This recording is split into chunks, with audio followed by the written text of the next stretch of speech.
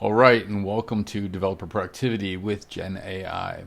One of the things we want to get to is that Gen AI can be used for a lot of different things. Obviously, you've heard a lot about how we can use Duet to facilitate the software delivery process, and we're hearing that from a lot of customers that they really are interested in this. The code generation, code completion, testing, documentation really impacts the end-to-end process, and we're seeing that across the board. Software delivery as an example, with 50% higher delivery. What we're hearing though from customers is that it's more than just that. It's the enterprise readiness, the security, the ability to add their own data in there, and the integrated experiences. We actually have solutions for that. From a security standpoint, being able to provide them with data security and making sure that they are having their data in their right regions. Copyright protection and developer responsible AI, giving you the sources and citations for the things that we generate for you. The second thing really is that flexibility of being able to add your own data and add your own customizations to that. So we have a lot of different options there. One of the more common one is RAG or fine tuning. In this case, taking your own code base and tuning it on the model and then using that model. But really, being able to integrate this throughout the entire lifecycle. So we saw with Duet how you can actually do that internally, but there's a lot of different stages here, whether it's troubleshooting your code, submitting a PR, doing code reviews, log analysis, release notes. Throughout the entire process, we've got you covered there. And so we break this out into the inner loop and the outer loop. And so for the inner loop, it's really code generation and things that are happening within your IDE. And the outer loop is anything that is outside of the IDE from the Git push and on.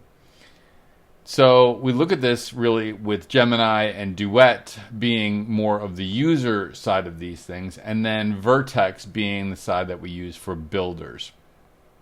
And so when we talk about what this architecture might look like, we've got a variety of things here. We're going to be using the IDEs for coding the inner loop, and then there's a whole variety of interfaces that we can get to for the outer loop. Once we have those interfaces coming in, we've got your customer data down here on the bottom. We've got code bases and we've got unstructured docs, and then we've got third-party tools. And all of these things, third-party tools would be like Bugganizer as an example, bringing in that data. And so all of this data can be brought in to the vector store and actually provided to your prompts through a search mechanism. But they can actually also be brought in through training data. And there's a little bit of a process to change your code to usable training data. But then it goes into a fine-tuned model and then is able to be used. Alternatively, you could actually just use the Gemini models directly for your architecture. So the next thing we want to really look at is how do we actually do this for the entire development lifecycle? So we already looked at the inner loop.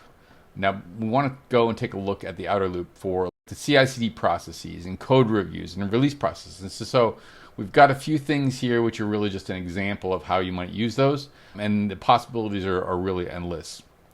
So a couple first things we want to show is adding this into a CI/CD pipeline. And so what we have here is a tool set that we have, and we've got it integrated in a GitHub action here, where it's actually we got a code review, a performance review, and so when you run that, it shows up and we actually output that as a summary to the dashboard.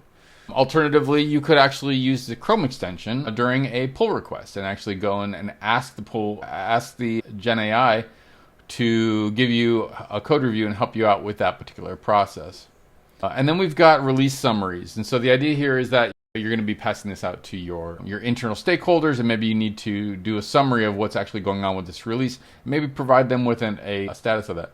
But really, that's not the end of it. You can actually integrate this with Jira or in Slack, or there's a lot of different options on where you could go with this.